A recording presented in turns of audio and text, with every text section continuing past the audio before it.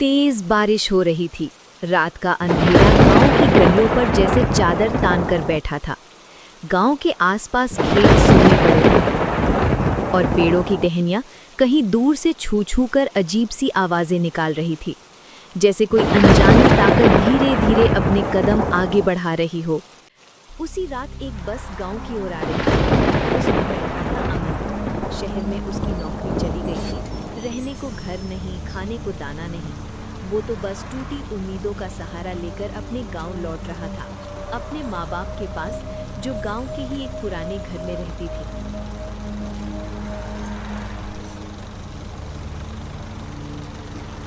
मैं अपने माँ बाबा से आंखें कैसे मिला पाऊंगा? उनके सामने तो खड़े रहने का सोचकर भी मुझे डर लग रहा है।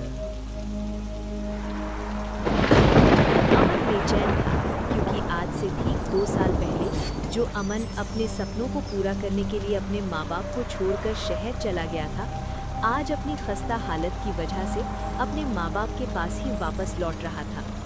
अमन के चेहरे पर थकेपन, बेचैनी और पछतावे के भाव थे। अरे यार, इतनी रात में ये खटारा बस ही मिली थी मुझे। कब से बस में बैठा हूँ लेकिन अभी तक गांव नहीं पहुंचा। पता नहीं किस जन्म में घर जा पाऊंगा।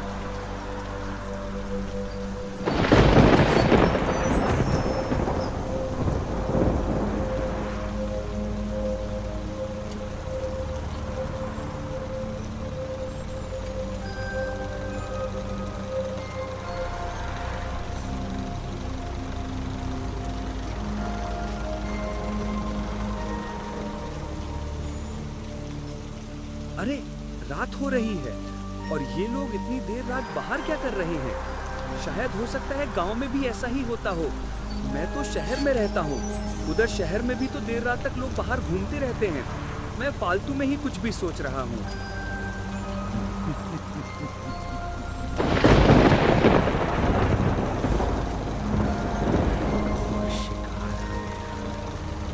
ये भी मरेगा, ये भी जरूर मरेगा।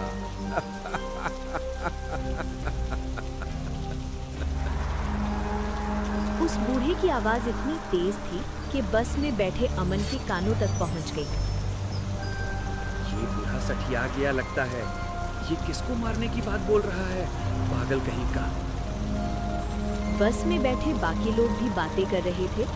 लोग इधर-उधर देख रहे थे। अरे ये क्या? ये किसकी आवाज है? गांव में तो सन्नाटा फैला हुआ है। फिर ये किसकी आवाजें आ रही हैं? हो सकता है कोई जंगली जानवर हो। गांव में तो जंगली जानवर घूमते ही रहते हैं। वैसे भाई, तुम कहाँ जा रहे हो? अरे चाचा, बस इसी गांव में। बस जल्दी से बस स्टॉप आ जाए तो इस खटारा बस से छुटकारा मिले। की आवाज से तो मेरे कान फट गए। वैसे आप बताइए, आप कहाँ जा रहे हो? मैं भी पड़ोसी गांव से ही हूँ। हमें तो शायद अभी 1-2 घंटे लग जाएंगे पहुँचने में। हम भी बहुत परेशान हो गए हैं इस खटारा बस से। लोग बातें कर ही रहे थे कि तभी बस ड्राइवर ने ब्रेक लगा दिए। भीलगढ़, भीलगढ़, भीलगढ़, भीलगढ़ गांव वाले उतर जाओ। भीलगढ़ बस स्टॉप आ गया।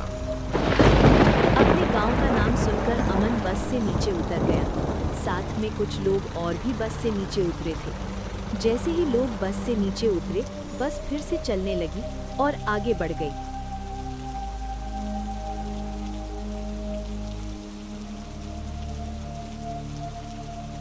तभी किसी के रोने की आवाज कानों में पड़ी। ये आवाज क्या थी? जैसे कोई रो रहा हो। नहीं मम्मा, मुझे तो लगता है किसी ने कुछ कहा, आओ मेरे पास, आओ मेरे पास, जैसे कोई बुला रहा हो। जो लोग बस से नीचे उतरे थे, उन्हीं में भीड़ में एक साधु भी था। वो आगे निकला और कुछ बड़बड़ाता हुआ आगे जाने लगा। जो चीज दिन में छिपकर सोती है, रात में जगकर भटकती है, बचकर रहना सब। आज की रात कुछ भी सामान्य नहीं होगा। हर घर की दहलीज पर हल्दी लौंग बांधो और किसी भी अजनबी को शीघ्र अंदर मत आने दो। वो लौट आई है, वो लौट आई है। अजीब पागल है, फालतू में डराकर चला गया। माँ, वो साधु क्या बोल रहा था? कितनी डरावनी आवाज थी उसकी। कुछ नहीं बच्चा, चल हम घर चलते हैं। बाकी लोगों ने भी साधु की बातें सुनी, पर अमन मुस्कुरा कर बोला, और भाई, तुम भरोसा करते हो क्या इन सब पर? नहीं भैया, मैं ऐसी बातों में नहीं मानता। शहर वालों का दिमाग कुछ और तरह का होता है। ये सब बेकार का डर है, अंधविश्वास है ये सब। अच्छा ये बताइए, यहाँ से रिक्शा टेम्पो कुछ मिल जाएगा क्या? अमन की बात सुनकर वो आदमी मुस्कुराने लगा। अरे भाई, ये गांव है, शहर नहीं। यहाँ कोई गाड़ी घोड़ा नहीं आएगा इतनी रात में। पैदल ही घर जाना होगा। जल्दी से घर चले जाओ। देर रात इस सुनसान जगह पर बाहर रहना सही नहीं। ये कहते हुए वो सब लोग वहां से चले गए, लेकिन अमन को उनसे विपरीत दूसरी दिशा में जाना था, क्योंकि उसका घर गांव के आखिरी छोर पर था।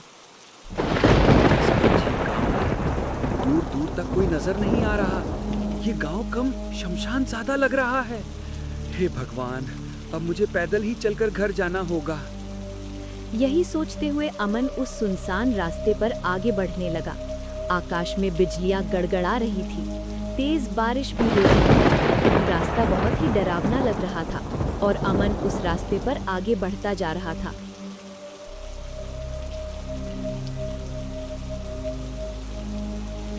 कैसा भयानक रास्ता है। पहले तो उस खटारा बस ने दिमाग खराब कर दिया, और अब ये डरावना रास्ता। हे भगवान, ये सब मेरे साथ ही क्यों होता है? अमन अपने मन ही मन बड़बड़ा रहा था कि तभी पीछे से किसी की धीमी आवाज आने लगी, जैसे कोई लड़की अमन को पुकार रही हो। अमन, कहाँ जा रहे हो? मेरे साथ नहीं चलोगे? आवाज सुनकर अमन तुरंत पीछे मुड़ा। कौन है? कौन मेरा नाम पुकार रहा है? लेकिन वहाँ कोई नहीं था। अमन के दिल में अब खौफ पैदा होने लगा था कि वो आवाज आखिर किसकी थी, और जब वहाँ कोई नहीं था तो वो आवाज कहाँ से आ रही थी। यही सब सोचते हुए अमन अपने कदम जल्दी जल्दी आगे बढ़ाने लगा और आखिरकार वो अपने घर पहुँच गया। शुक्र है, मैं घर को सही सलामत पहुंच गया। मेरी तो जान ही निकल गई थी। अपने घर को अपने सामने देखकर अमन थोड़ा खुश हुआ। उसने अपने कदम आगे बढ़ाए। अमन ने जो देखा वो देखकर अमन का दिल सहम गया। उस आधी घनी रात तेज बारिश के बीच उसकी माँ बिमला आंगन में बैठी हुई थी और जोर जोर से रो रही थी। उसकी रोती आंखों में कुछ असहज सा भाव था, शायद कोई बहुत बड़ा दर्द। अमन ने किसी अनहोनी के डर से धीमे से अपने कदम आगे बढ़ाए और अपनी माँ के पास जाकर कहा, माँ, क्या हुआ? तुम इतनी रात के आंगन में क्यों बैठी हो और तुम रो क्यों रही हो? अमन की आवाज सुनकर उसकी माँ ने अपना चेहरा ऊपर उठाया और अजीब सी नजरों से अमन को ऊपर से नीचे तक देखा। अमन बेटा, तू आ गया? हाँ माँ, मैं वापस आ गया। लेकिन तुम यहाँ बारिश में क्यों बैठी हो? बेटा, वो तुम्हारे बाबा इस दुनिया में नहीं रहे। अपनी माँ की बात सुनकर अमन के पैरों तले से जमीन खिसक गई। उसे लगा मानो उसकी दुनिया उजड़ गई हो। क्या? बाबा अब नहीं रहे? लेकिन ऐसा कैसे हुआ? कुछ दिन पहले ही तो उनसे बात हुई थी। उनको मैंने बताया था कि मैं वापस घर आ रहा हूँ। वो तो बहुत खुश थे। फिर ये अचानक ऐसा कैसे हो गया? अमन की बात सुनकर उसकी माँ जमीन से उठ खड़ी हुई और अमन की तरफ देखकर कहा, क्या तेरी उनसे बात हुई थी? लेकिन उन्होंने तो मुझे कुछ भी नहीं बताया था। हाँ माँ, वो उनसे मैंने ही कहा था। आप मुझसे नाराज थी, इसीलिए मैं आपको सरप्राइज देना चाहता था। लेकिन ऐसा कुछ हो जाएगा इसका मुझे अंदाजा भी नहीं था। होता है, कभी कभी हम जो नहीं सोच पाते हैं वो ही होता है। आप आप ये क्या बोल रही हो माँ? अब बताओ ना, आखिर बाबा के साथ क्या हुआ था? वो हम सबको ऐसे छोड़कर नहीं जा सकते। क्या तू सच में जानना चाहता है उस रात उनके साथ क्या हुआ था? हाँ माँ, मुझे जानना है कि आखिर बाबा के साथ क्या हुआ था। ठीक है, अगर तुझे जानना ही है तो सुन। उस रात तेरे बाबा पड़ोसी गांव की एक शादी में शरीक होकर वापस लौट रहे थे। उनके साथ उनका एक दोस्त श्यामलाल भी था। दोनों जंगल के रास्ते से वापस आ रहे थे, लेकिन तभी तेरे बाबा को एक आवाज सुनाई दी। तेरे बाबा और श्यामलाल ने आवाज का पीछा किया। वो आवाज एक कुएं से आ रही थी। जब तेरे बाबा ने कुएं में नीचे झांक कर देखा तो उसी वक्त एक डरावने साए ने उन्हें कुएं में खींच लिया। ये देखकर श्यामलाल वहां से भाग खड़ा हुआ और गांव में ये बात बताई।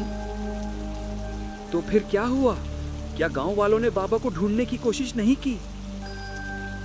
नहीं, उस कुएं के पास कोई नहीं जाता। गांव में लोग उस कुएं और हवेली के रहस्य से खौफ खाते हैं। किसी में इतनी हिम्मत नहीं कि वो सच्चाई का पता लगा सके। तो क्या आपने भी बाबा को ढूंढने की कोशिश की? अमन का सवाल सुनकर विमला ने अपनी आंखें फेर ली। मैंने की थी, मैं उस जगह गई थी, लेकिन वहाँ कोई कुआं नहीं था। अच्छा अब चल, अंदर चलते हैं, तो भीग रहा है, बीमार पड़ जाएगा। अपनी माँ की आवाज सुनकर अमन को बहुत अजीब लगा। उसकी माँ का बर्ताव ऐसा लग रहा था मानो उन्हें बाबा के जाने का कोई दुख ही नहीं था। खैर, अमन भी अपनी माँ के पीछे पीछे अंदर आ गया। आज कुछ अजीब हुआ था। बाजार से लौटते समय लोगों ने कहा कि कुएं के पास अजीब सी रोशनी दिखी और एक औरत ऊंची आवाज में गाती रही, पर वहां कोई नहीं मिला। अमन ने माँ को धीरे से कहा, चिंता मत करो माँ, मैं बाबा का जरूर पता लगा लूंगा। सब ठीक हो जाएगा, आप चिंता मत करो। अमन ने अपनी माँ को दिलासा तो दिया, पर दिल के भीतर कुछ अजीब सा डर घर कर गया था। अमन ने सोचा, मैंने कभी नहीं सोचा था मेरे गांव छोड़कर जाने के बाद गांव में ये सब हो जाएगा। खैर, अमन अपने कमरे में चला गया।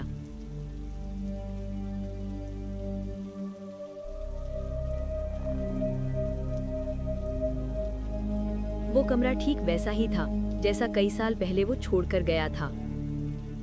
आज इतने साल हो गए और माँ बाबा ने मेरा कमरा ठीक वैसा ही रखा है जैसा मेरे शहर जाते वक्त था। इसी तरह रात गहराने लगी।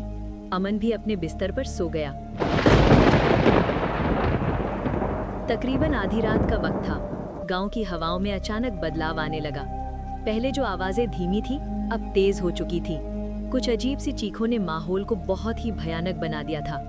तभी एक तेज आवाज हवा में गूंज उठी, अमन, लौट आओ मेरे पास। वो आवाज सुनकर अमन की नींद टूट गई। उसने चारों तरफ देखा, खिड़की खुली थी। ये क्या? मुझे अच्छे से याद है, मैंने सोने से पहले ये खिड़की बंद की थी, लेकिन ये अपने आप कैसे खुल गई? उसी वक्त वो आवाज फिर से सुनाई। अमन, मेरे साथ नहीं चलोगे? अमन अपने बिस्तर से उठा। उसने खिड़की से झांक कर देखा। गांव के बीचों बीच वाली पुरानी हवेली की खिड़कियां अंधेरे में चमक रही थी, जैसे किसी ने वहां मोमबत्ती जलाई हो, पर रास्ता एकदम खाली था। ये क्या? ये हवेली तो कई सालों से सुनसान पड़ी थी, फिर ये रोशनी कैसे? क्या कोई उस हवेली में रहता है? कहीं मेरे बाबा तो वहां नहीं होंगे? अमन के मन में हजारों सवाल दौड़ रहे थे, लेकिन तभी उसकी नजर अंधेरे में चलती हुई एक औरत पर पड़ी।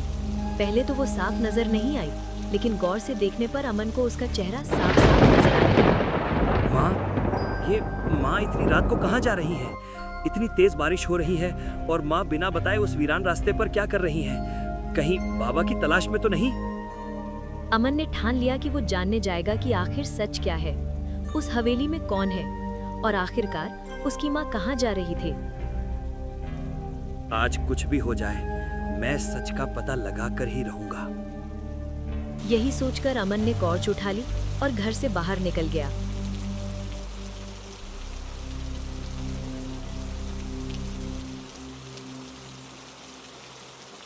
अमन थोड़ी दूर ही चला था कि अचानक उसने देखा कि गांव के चौक पर कुछ लोग इकट्ठा थे। सबकी आंखें हवेली की ओर थमी हुई थी। वो देखो, वहां से आवाज आ रही है, जैसे कोई बांसुरी बजा रहा हो। नहीं, शायद कोई मंत्र पढ़ रहा हो, पर वहां कोई नहीं दिख रहा। क्या हमें वहां चलकर देखना चाहिए कि आखिर उस हवेली का राज क्या है? पागल हो क्या? भूल गए उस हवेली और कुएं का राज? जिसने भी जानने की कोशिश की वो फिर कभी वापस लौटकर नहीं आया। वो लोग डरे हुए लग रहे थे। अमन ने उनसे पूछा, क्या हुआ? आप सब इतने डरे हुए क्यों हो? डरने की ही तो बात है। आज काली अमावस्या की रात है। आज की रात उस हवेली से काले साए बाहर निकलते हैं और फिर गांव में जो कोई भी उनके हत्थे चढ़ जाता है उसे वो कुएं में अपने साथ ले जाते हैं। कुएं में? लेकिन कौन सा कुआं? और वो कुआं कहाँ है? वो कुआं मौत का कुआं है। वो कहाँ है ये तो कोई नहीं जानता। ऐसा सुना है, जब भी वो कुआं किसी की मौत लिखता है तो उससे वो कुआं नजर आता है। वो खुद अपने शिकार को अपने पास बुलाता है और फिर उसे निगल जाता है। चुप हो जाओ, उस कुएं की बात मत करो। कहीं ऐसा ना हो वो कुआं हम सबको भी निगल जाए। ये सब आप लोगों का वहम है। मैं शहर में रहता हूँ, मुझे ये भूत प्रेत पर कोई भरोसा नहीं है। मैं इस हवेली और उस कुएं का राज जानकर ही दम लूंगा। तुम अगर अपने आप को बड़ा तीस मार खां समझते हो तो हाँ, जरूर जाओ जाओ, लेकिन हमें मरने का कोई शौक नहीं है। चलो भाइयों, अपने अपने घरों में घुस जाओ, वरना आज की रात कोई नहीं बचेगा। ये कहते हुए वो सभी लोग अपने अपने घरों की तरफ चले गए। अमन अब अकेला था। दूर दूर तक कोई नहीं था। आज कुछ भी हो जाए, इस हवेली और कुएं का राज तो मैं खोल कर ही रहूंगा। और हवेली के करीब जाने लगा।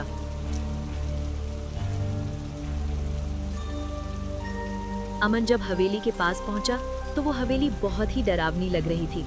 ऐसा लग रहा था मानो वो कुछ कहना चाहती हो, कुछ बताना चाहती हो। ये हवेली देखकर तो ऐसा लगता है जैसे मैं यहाँ पहले भी आ चुका हूँ। तभी हवेली के वो बड़े बड़े दरवाजे अपने आप खुल गए और अंदर से एक हल्की आवाज आ रही थी। ठीक गाने की आवाज नहीं, मगर सुरों में कुछ अजीब टिक टिक था, जैसे कोई पुराना घड़ी का घंटा बज रहा हो। अमन हवेली के अंदर गया। वो आवाज और भी तेज हो गई। कौन है? ये आवाज किसकी है? बाहर आओ।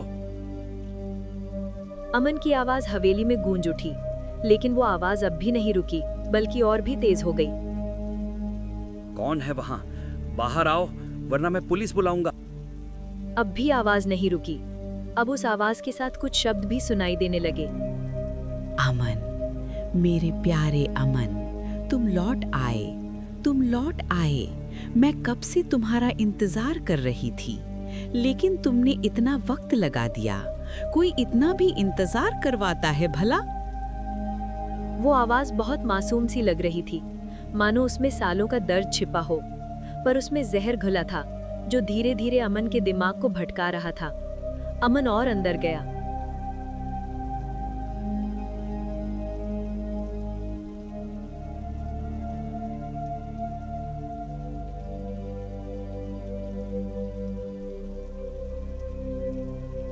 हवेली का फर्श ऐसा था मानो ठंड से जम चुका हो, और कमरे में एक पुराना शीशा था जिसमें आकाश की तरह अंधेरा टिमटिमा रहा था।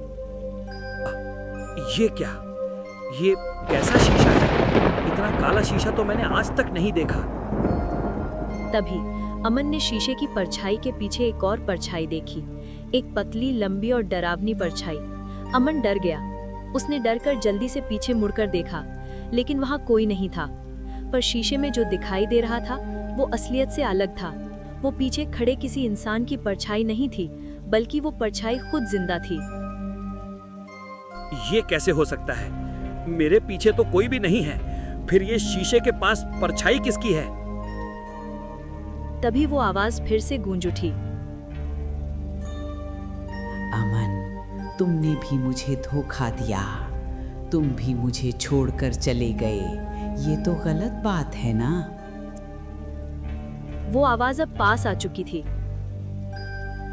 अब तुम मेरे साथ रहोगे हमेशा। अचानक पूरी हवेली में एक डरावनी हंसी गूंजने लगी। वो परछाई अमन की तरफ बढ़ने लगी। अमन डर बाहर भागा, लेकिन जैसे ही उसने हवेली से बाहर कदम रखा तो उसने देखा कि गांव के सभी कुत्ते एक साथ जोर जोर से भौंकने लगे और फिर अचानक चुप हो गए, मानो किसी ने उनकी जबान बांध दी हो। अमन को कुछ समझ नहीं आ रहा, लेकिन रास्ता बदल चुका था। जहां उसका घर था वहां अब उसका घर था ही नहीं। ऐसा कैसे हो सकता है? यही तो था मेरा घर, ऐसे कैसे अचानक गायब हो सकता है? अपने घर को ना पाकर अमन बहुत डर गया था, लेकिन तभी उसे दूर से आती एक बूढ़ी औरत की हंसी सुनाई दी। धीरे धीरे वो बूढ़ी औरत अमन के पास आ गई।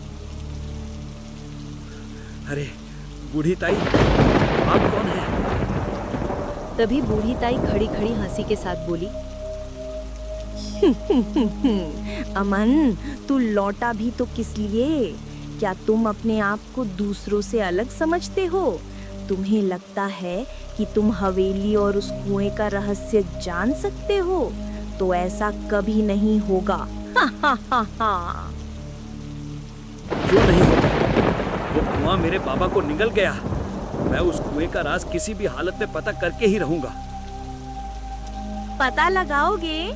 लगाओ लगाओ, मैं भी तो देखूं कैसे लगाते हो। ये कहते हुए वो बुढ़िया वहां से जाने लगी और देखते ही देखते सुनसान अंधेरे में गायब हो गई। अजीब औरत थी। मुझे अपने बाबा का पता लगाना है और साथ ही उस हवेली का रहस्य सबके सामने लेकर आना है। अमन आगे बढ़ने लगा। चारों तरफ से रोने चीखने की आवाजें आ रही थी। अमन तेजी से गांव की ओर भागा। रास्ते में उसने देखा चौड़े खेतों के बीच लोग एक एक करके अपने घरों की दहलीज पर खड़े थे और आसमान की ओर उठती हुई चमकती रेखा को देख रहे थे। देखो देखो, वो क्या है? हाँ, ये तो कोई परछाई जैसा कुछ है। कुछ लोग तो आंखें मलते रहे, क्योंकि आकाश में तैरती हुई लड़की की छवि बन रही थी। लंबे बाल और डरावनी आंखें। वो लड़की बिना जमीन पर पैर रखे हवा में घूम रही थी और गांव वालों को घूर घूर कर देख रही थी। तुम सब लोगों ने मुझे जो दर्द दिया है, वो दर्द तुम सबको महसूस होगा। तुम सब मेरा दर्द अपने अंदर महसूस करोगे। अमन को कुछ समझ नहीं आया। वो वहां से भागकर वापस अपने घर की तरफ भागने लगा।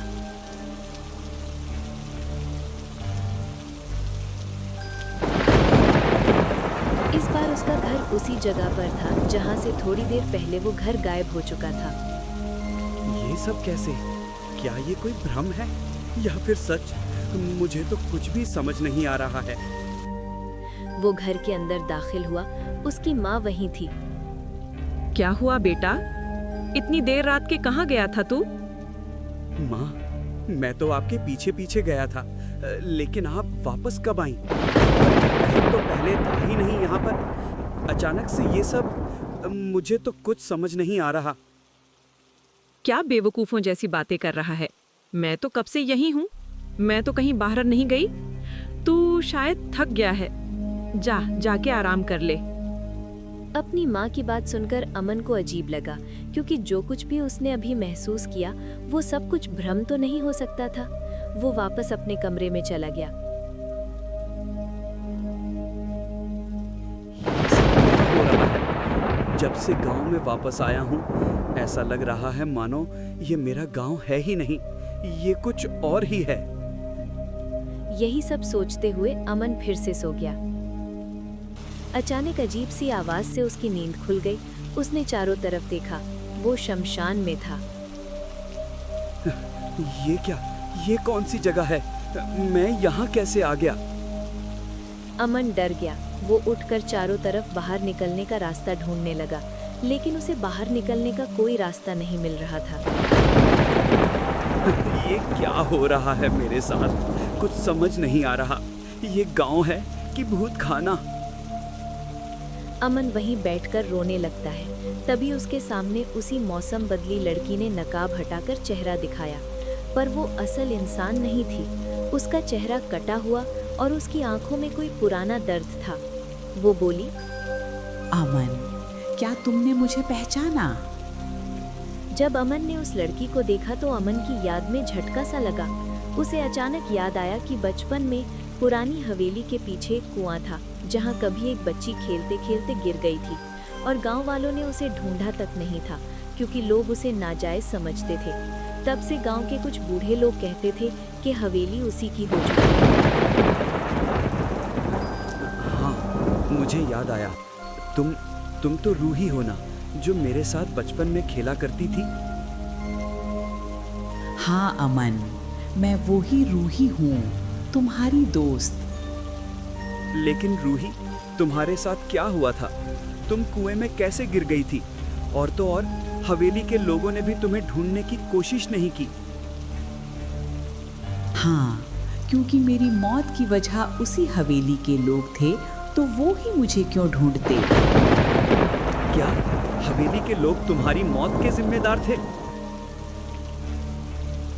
हाँ, क्या तुम्हें मनोहर याद है? हाँ, मनोहर तो उस हवेली के मालिक का बेटा था। उसने मारा था तुम्हें? हाँ, उसने पहले मुझे अपनी हवस का शिकार बनाया और मैं किसी को कुछ बता ना सकूं, इसलिए मुझे कुएं में फेंक दिया और गांव में ये अफवाह फैला दी कि मैं कुएं में गिरकर मर गई। ये सब सुनकर अमन की आंखों से आंसू आ गए। मुझे माफ कर दो रूही, मैं तुम्हारे लिए कुछ ना कर सका। कोई बात नहीं, तुम भी उस वक्त बहुत छोटे थे, तुम कुछ नहीं कर सकते थे।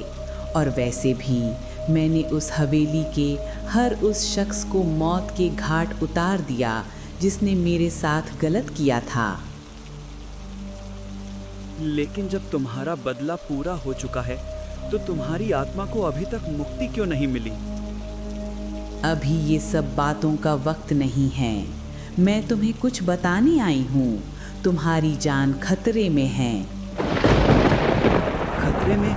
लेकिन कैसा खतरा? तुम जिस गांव को अपना गांव समझ रहे हो, वो तुम्हारा गांव नहीं है और ना ही वो औरत तुम्हारी माँ है। इस गांव में सब लोग बुरी आत्माएं हैं। ये एक छलावा है जिसमें तुम फंस चुके हो।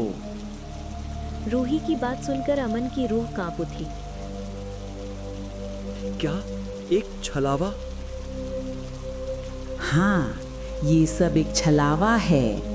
ये तुम्हारे साथ तब से शुरू हुआ जब तुम बस से नीचे उतरे थे।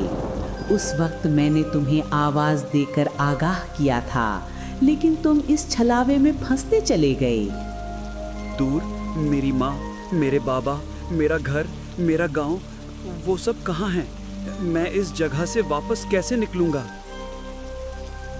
वो सब सही है, लेकिन इस जगह से निकलना इतना आसान नहीं होगा। ये छलावा तुम्हें मार डालना चाहता है ताकि तुम्हारी बलि लेकर ये और भी ताकतवर हो जाए और फिर इसे कोई न तोड़ सके।